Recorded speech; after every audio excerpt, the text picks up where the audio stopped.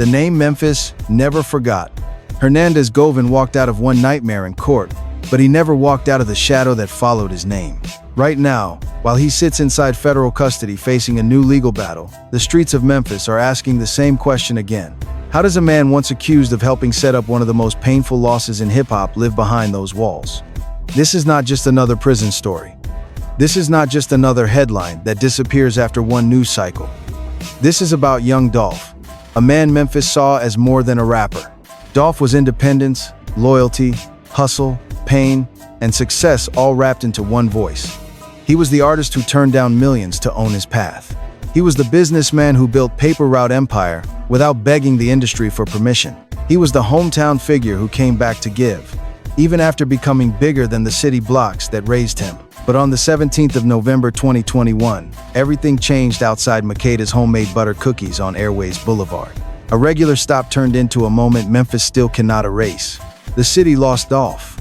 His family lost a father and partner.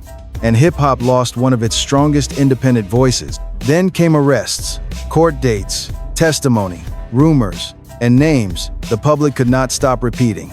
Justin Johnson, Cornelius Smith, Jamarcus Johnson, Big Jook, Yo Gotti's CMG Circle, and then Hernandez Govan, the man prosecutors once described as someone who allegedly helped put the plan in motion. But here is where the story gets complicated. Govan was later acquitted in the murder case. Legally, that chapter closed. Emotionally, Memphis never closed it. Because when a city mourns someone like Dolph, a courtroom decision does not automatically heal the wound. Now Govan is back in federal custody on a separate cyber-stalking-related case, and people are once again watching every move. Is he being protected? Is he being isolated? Is he feeling the weight of that reputation? Or is the system treating him like any other defendant? Before we go deeper, comment where you are watching from right now. If you believe Dolph's legacy still speaks louder than the people connected to his case, press 1 the comments. If you think the legal system and public opinion are two completely different worlds, press 2. And if you are new here, subscribe, because this story goes deeper than the headline. Before the cell, before the headlines, before Hernandez Govan became a name tied to one of the most talked about cases in Memphis rap history, he was not a celebrity. He was not a charting artist, not a label boss, not somebody the whole culture was following. He was a man from Memphis whose name only became national when prosecutors placed him inside the storyline surrounding Young Dolph's death. That is what made the situation so intense. The public already had suspects they could point to. They already had surveillance images, police updates, and courtroom reporting. But when prosecutors introduced Govan as someone they believed played a bigger organizing role, it shifted the whole conversation.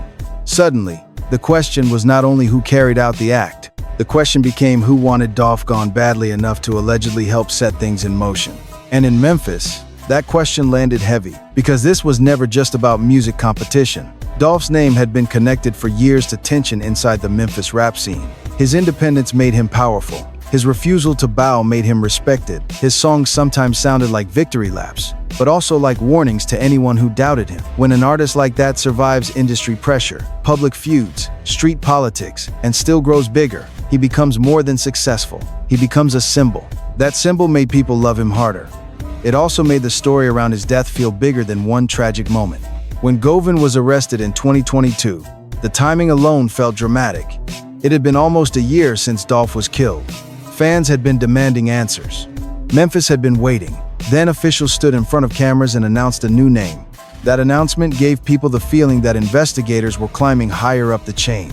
But courtrooms do not run on feelings. They run on evidence, testimony, legal standards, and what a jury believes can be proven beyond a reasonable doubt. That difference would later become the heart of the entire Govan debate. To the law, accusations are not convictions. To the streets, a name connected to Dolph's case can become permanent even after an acquittal. That is why Govan's situation today feels so tense. He may be facing a different federal case now, but every headline brings the public right back to Dolph. The cell he sits in today is not just surrounded by walls, it is surrounded by memory. Why Young Dolph mattered so much. To understand why Memphis reacted so strongly to every name connected to this case, you have to understand who Young Dolph was to the people who loved him. Dolph was not just a rapper with hit records. He was a blueprint for doing things your own way when the industry tells you that you need permission. Born Adolph Robert Thornton Jr., Dolph had roots in Chicago, but Memphis raised him. South Memphis shaped his voice, his attitude, his music, and his business mind. He did not come into the game polished by a major label machine. He came in raw, independent, and determined to build something that could not be taken from him. Paper Route Empire was not just a label name. It was a philosophy. Dolph treated ownership like survival. While other artists chased advances and industry approval, he made independence sound like luxury. That is why when stories spread that he turned down a massive label deal, fans did not see it as arrogance. They saw it as proof that Dolph believed in himself more than he believed in the machine. His music carried that same energy. It was confident, sometimes cold, sometimes funny, sometimes painfully honest. He made success feel reachable for people who came from places the world usually ignores. He turned street wisdom into business language.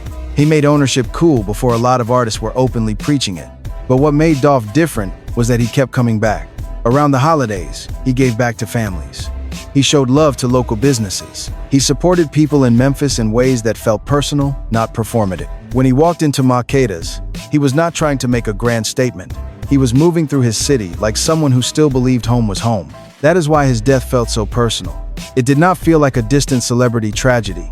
It felt like Memphis lost a son in a place that should have been safe, while he was doing something ordinary. The pain after Dolph's death was not just about losing music. It was about losing what he represented: independence, generosity, pride, and the possibility of making it out without cutting ties to where you came from. So when Hernandez Govan's name entered the case, people did not hear it like a random legal update. They heard it through grief. They heard it through anger. They heard it through the memory of Dolph smiling with fans, giving back, building his label, and refusing to fold. That emotional weight is still attached to the case today. The case that refused to fade. The investigation into Young Dolph's death became one of the most followed legal stories in hip-hop. Every arrest created a new wave of reaction. Every court appearance sparked debates. Every detail people heard online became part of a larger public puzzle. Justin Johnson and Cornelius Smith became two of the most talked about defendants because prosecutors connected them to the direct action that took Dolph's life. Jamarcus Johnson later became part of the story through accusations that he helped after the fact. But Hernandez Govan's role, as described by prosecutors, hit differently because they alleged he was not just another person around the situation. They suggested he had helped arrange or push the plan forward. That kind of accusation changes the way the public sees a person. In a case like this, the alleged planner can sometimes become even more hated than the people accused of carrying out the act. The idea of someone setting something in motion from behind the scenes feels colder to people watching from the outside. But again, what people feel and what court can prove are not always the same. During the legal process, testimony became central. Cornelius Smith's cooperation brought major attention because he spoke about what prosecutors believed happened before and after Dolph's death. But cooperation testimony often comes with controversy. The defense can challenge motives, credibility, pressure, and whether a witness is saying what they know or what they think helps their own situation. That is why Govan's defense had room to fight. It was not enough for prosecutors to present a theory. They had to prove it in a courtroom. And when Govan was acquitted, it stunned many people who had followed the case from the beginning. For some, the acquittal meant the evidence was not strong enough. For others, it felt like a painful gap in accountability. Online, people argued both sides. Some said the jury had spoken, and the public needed to accept it. Others said Memphis would never see Govan as fully separated from the case, no matter what happened in court. That is the power of a case that becomes bigger than legal paperwork. It becomes part of the culture's memory. And Young Dolph's case is exactly that. Even when one courtroom chapter ended, the conversation refused to fade. Acquitted, but not cleared in the public eye. When Hernandez Govan was acquitted, the legal meaning was clear. The jury did not find him guilty of the charges in that case. But the public meaning was far more complicated, because in emotionally charged cases, an acquittal does not always restore a person's name in the eyes of the people watching. That is especially true when the victim is someone like Young Dolph. For Dolph's fans, the grief had been building for years. They watched his memorials. They watched Paper Route Empire keep moving.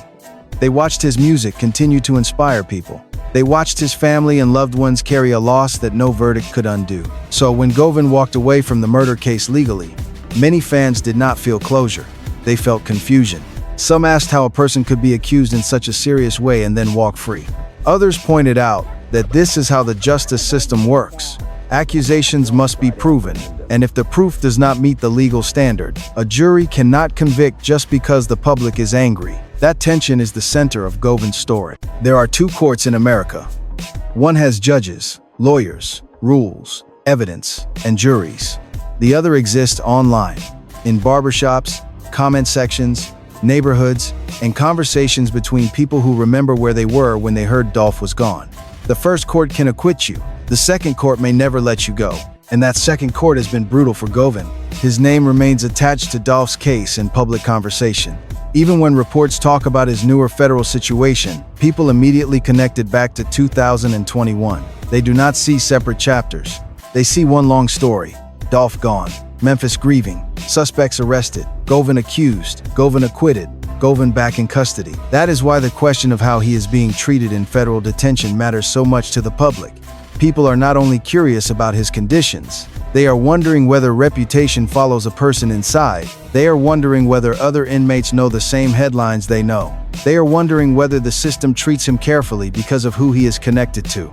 The truth is, federal detention is controlled, structured, and heavily monitored, but reputation still matters.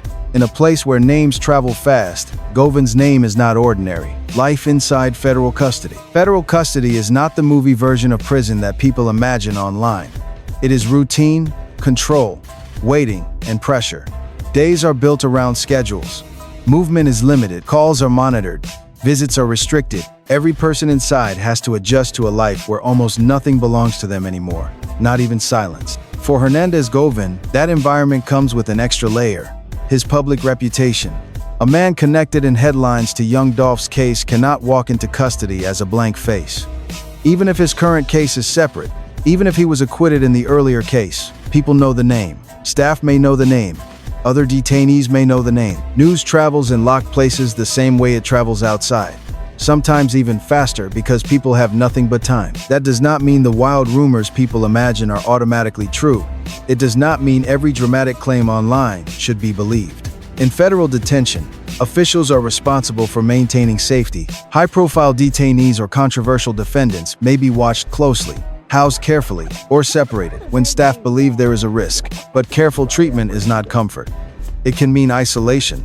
It can mean fewer normal interactions. It can mean being watched more heavily than others. It can mean carrying the weight of a case everywhere you go, even into a meal line, a phone area, or a court transport. That is why people are so locked in on Govan's prison situation. They want to know if the name Young Dolph changes everything around him. They want to know if being tied to that kind of case makes life harder behind the walls. And even without dramatic rumors, the answer is simple. Reputation changes the atmosphere. When someone is accused in a case that hurt an entire city, that person becomes a symbol, whether fair or unfair. For Govan, the symbol is heavy. To some people, he represents unanswered questions. To others, he represents the limits of what prosecutors could prove. To many Dolph fans, he represents a wound that never fully healed. Inside custody, he is not surrounded by comment sections, but he is surrounded by people, and people carry opinions. That is what makes his federal stay different from an ordinary case. He is not only waiting on legal proceedings, he is living under the weight of a name Memphis refuses to forget. The new federal case involving Hernandez Govan pushed his name right back into the headlines.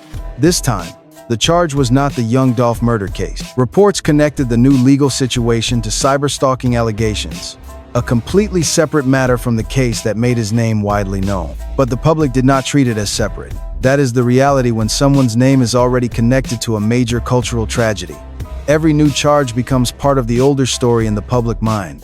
People see Hernandez Govan arrested, and they do not first ask about the specific statute, the legal details, or the difference between state and federal proceedings. They think about Dolph. They think about Maquedas. They think about Memphis in 2021. Govan's attorney reportedly questioned the timing and suggested the defense would push back. That is expected in a case like this. Defense lawyers challenge detention, challenge government claims, and argue that their clients should not be judged by public emotion or past accusations that did not lead to conviction. And legally, that matters. A person facing a new case still has rights. The government still has to prove what it alleges. The court still has to separate facts from noise. Public anger cannot replace evidence. Headlines cannot replace a trial. But outside the courthouse, people are not always that patient. They see patterns. They connect dots. They remember pain. And when someone who was once accused in Dolph's case ends up in custody again, the internet reacts like history is repeating itself. That reaction shows how powerful Dolph's legacy remains. Years after his passing, his name still controls the temperature of the conversation.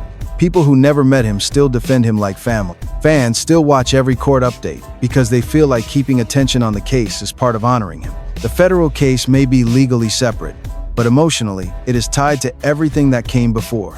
That is why Govan's situation has become bigger than the charge itself. It is a test of how long public memory lasts after an acquittal. It is also a reminder that once a person becomes connected to a major hip-hop tragedy, every future headline carries an echo.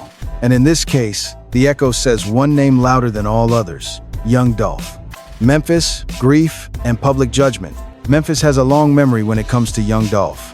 This is not a city that simply moved on after the headlines slowed down.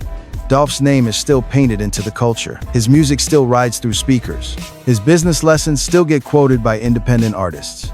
His story still feels like a warning and an inspiration at the same time. That is why the Hernandez Govan conversation is so emotional. It is not only about whether he is guilty or not guilty in a legal sense. It is about what people do with pain when the courtroom does not give them the ending they expected. For some fans, the system feels incomplete. They believe too many questions remain.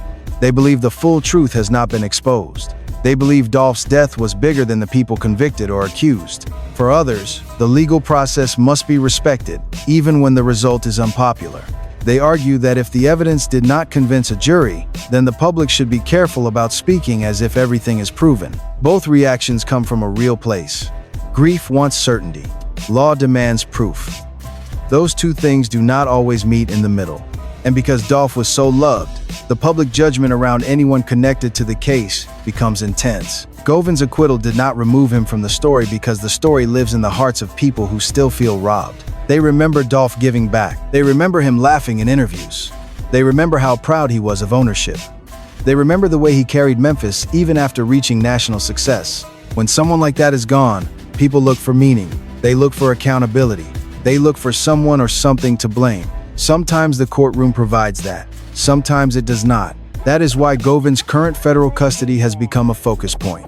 People are not only asking what is happening to him, they are asking whether the world ever balances itself after a loss like Dolph's. They are asking whether public judgment follows a person longer than any sentence could. For Memphis, the answer already seems clear. The streets may not control the court, but they control memory. And in that memory, Young Dolph is still standing tall, while every name connected to his case remains under a spotlight. Dolph's legacy outlived the case. No matter what happens next with Hernandez Govan, one truth is already locked in. Young Dolph's legacy is bigger than the case. The legal process may continue around people connected to his story, but Dolph's impact has already moved beyond courtrooms, headlines, and arguments online. Paper Route Empire still carries his blueprint. Key Glock and the artists connected to Dolph's movement continue to represent the independent spirit he made famous. His family's foundation and community work keep his name attached to giving, not just grief. Streets, murals, songs, and memories keep reminding people that Dolph was not just taken from Memphis.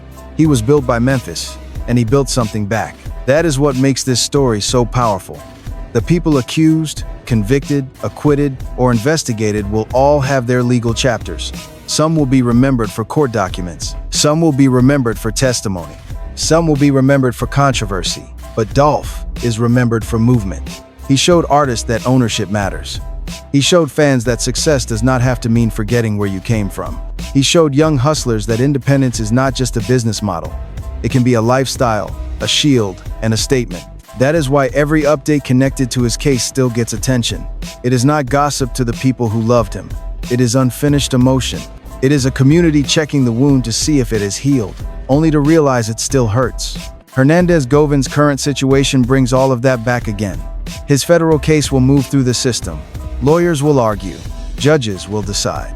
Documents will be filed. The public will react. But behind all of that is the bigger question. What happens when a person is legally acquitted but publicly tied forever to a tragedy? That question does not have a clean answer. What we do know is this: Dolph's name still carries more power than the controversy around his death. His music still speaks, his business moves still teach, his city still claims him, and the people who loved him still refuse to let the world reduce him to the way he died. Because Young Dolph was not just a victim in a case, He was a king of his own route. And that route did not end when the headlines started. It became a legacy that keeps moving. The lesson behind the shadow. The Hernandez Govan story is not just about one man sitting in federal custody.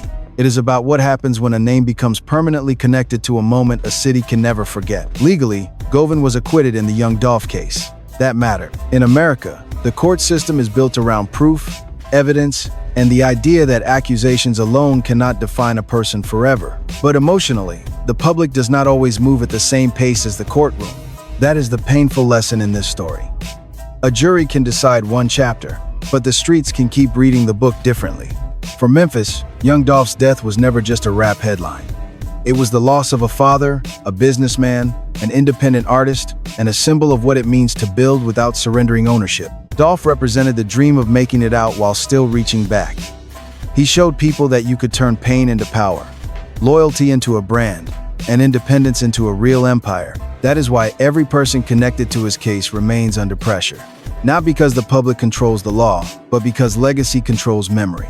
And Dolph's legacy is too strong to be erased by legal paperwork, internet rumors, or time. Strategically, this story also shows how dangerous reputation can become.